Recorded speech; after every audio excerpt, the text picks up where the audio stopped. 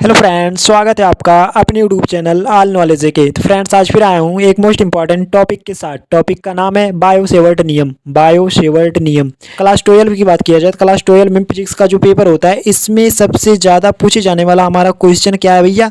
Biot-Savart नियम। क्या है? बायो-सेवर्ट नियम। अगर पेपर को उठाकर देख लिया जाए तो लगभग हर साल यह क्वेश्चन पूछा जाता है। ठीक है दोस्तों, तो ये बहुत ही कॉमन क्वेश्चन है, बायो-सेवर्ट नियम। तो ये वीडियो आपके लिए बहुत ही यूजफुल होने वाला है। तो टाइम ना बर्बाद करते हुए चलो हम वीडियो को शुरू करते हैं। लेकिन वीडियो शुरू करने से पहले मैं आप सबको बता दूं, अगर अभी तक आपने हमारे वीडियो को लाइक नहीं किया है तो लाइक करें, शेयर करें, कमेंट करें एंड चैनल को सब्सक्राइब करना ना भूलें और बेल आइकन को जरूर दबाएं, जिससे कि आप हमारे वीडियो को सबसे पहले देख सकें। तो चलो वीडियो शुरू करते हैं। तो फ्रेंड्स, जैसा कि पहले ही हम जान चुके हैं, टॉपिक का नाम क्या है हमारा? बायो-सेवर्ट नियम। इसी को क्या कहा जाता है? धारावाही चालक के कारण उत्पन्न चुंबकीय क्षेत्र के नाम से भी जाना जाता है। ठीक है दोस्तों, कभी कभी क्वेश्चन हमारा जो होता है ऐसे उल्टा करके भी पूछ लेता है। क्या पूछ लेता है? धारावाही चालक के कारण उत्पन्न चुंबकीय क्षेत्र पूछ सकता है, या तो कह सकता है बायो-सेवर्ट नियम क्या है। ठीक है दोस्तों, तो परेशान होने की ज़रूरत नहीं है। इस वीडियो में बहुत ही अच्छे तरीके से समझाने की कोशिश करूँगा, तो आशा करता हूँ आप लोगों को समझ में ज़रूर आएगा। ठीक है दोस्तों, तो चलो हम देखते हैं कि क्या है हमारा बायो-सेवर्ट नियम, क्या है जो बहुत ही कॉमन है ना। तो सबसे पहले बात किया जाए तो बायो-सेवर्ट के बारे में जान लिया जाए। एक कौन थे?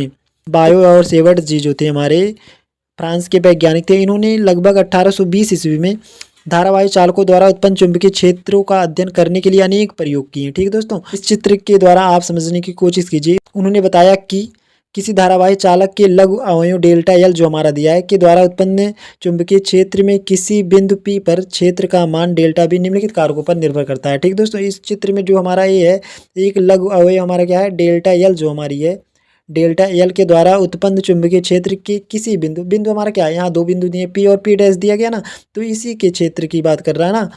इस क्षेत्र का जो मान होता है हमारा डेल्टा बी के निम्नलिखित कारकों पर निर्भर करता है। ठीक है दोस्तों, इस चित्र में जो हमारी आई है, स्मॉल आई जो हमारी है, ये क्या है? वैद्युत धारा है। स्मॉल आई हमारी क्या है? वैद्युत धारा है। यहाँ जो हमारा स्मॉल आर है वो हमारा क्या है? बिंदु पी की अवयवों से दूरी है। ठीक है दोस्तों, यहाँ बात किया जाए तो हमारा जो थीटा है एक कोण को इंगित कर रहा है। कोण यहाँ पर हमारा क्या लिया जाए? जो साइन थीटा लिया जाएगा। ठीक है दोस्तों, और बात किया जाए इसमें जो डेल्टा यल है, वो डेल्टा हमारा यल क्या है? चालक के उस अवयव की लंबाई है। ठीक है दोस्तों, चालक की क्या है? लंबाई है।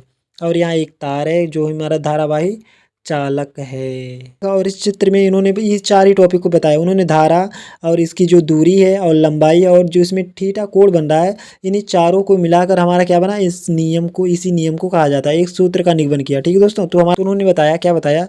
जो हमारी लघु अवयव डेल्टा यल के द्वारा उत्पन्न चुंबकीय क्षेत्र में किसी बिंदु पी पर ना, किसी बिंदु पी पर क्षेत्र का मान जो हमारा होता है डेल्टा बी के निम्नलिखित मानों पर निर्भर करता है ना। जो हमारी डेल्टा बी है किन किन मानों पर निर्भर करता है? तो यहाँ वैद्युत धारा के मान पर निर्भर करेगा, दूरी के मान पर निर्भर करेगा, और यहाँ जो हमारी डेल्टा यल है उस पर निर्भर करेगा, और इसमें जो कोण बन रहा है उस पर निर्भर करेगा ना।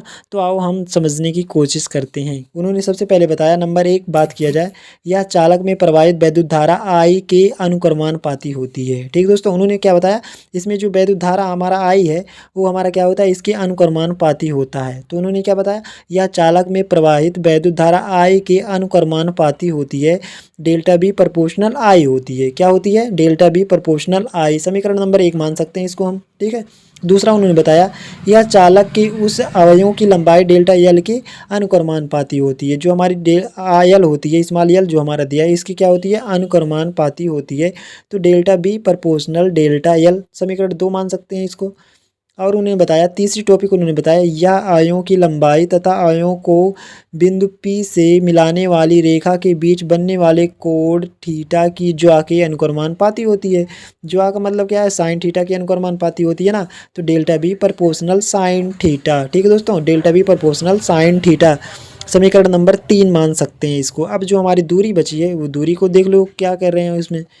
उन्होंने चार नंबर टॉपिक बताया। उन्होंने चार नंबर टॉपिक क्या बताया? यह बिंदु पी की अवयवों से दूरी आर के वर्ग के व्युत्क्रमानुपाती होता है। उन्होंने क्या बताया? उन्होंने बताया कि इस दूरी के वर्ग के व्युत्क्रमानुपाती होता है, मतलब delta B proportional 1/r²। Delta B proportional 1/r²। ठीक है दोस्तों।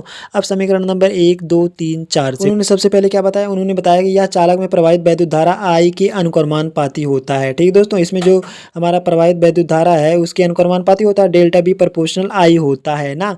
और उन्होंने दूसरा नंबर बताया यह चालक में उस आयों की लंबाई डेल्टा एल के अनुक्रमानुपाती होता है, delta B proportional delta L के अनुक्रमानुपाती होता है ना।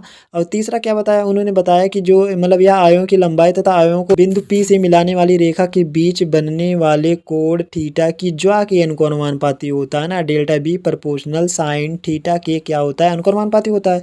और उन्होंने 4 नंबर टॉपिक क्या बताया, उन्होंने बताया कि यह बिंदु P की आयों से दूरी आर के वर्ग के व्युत्क्रमानुपाती होता है। ठीक है दोस्तों। तो उन्होंने बताया डेल्टा बी प्रोपोर्शनल 1/r²। अब समीकरण नंबर 1, 2, 3 और 4 को मिलाने पर हमारा एक समीकरण का निर्माण होता है जो हमारा क्या है, delta B proportional I delta L sine theta upon r² होता है। ठीक है दोस्तों। इस संबंध को बायो-सेवर्ट नियम कहा जाता है। ठीक है दोस्तों।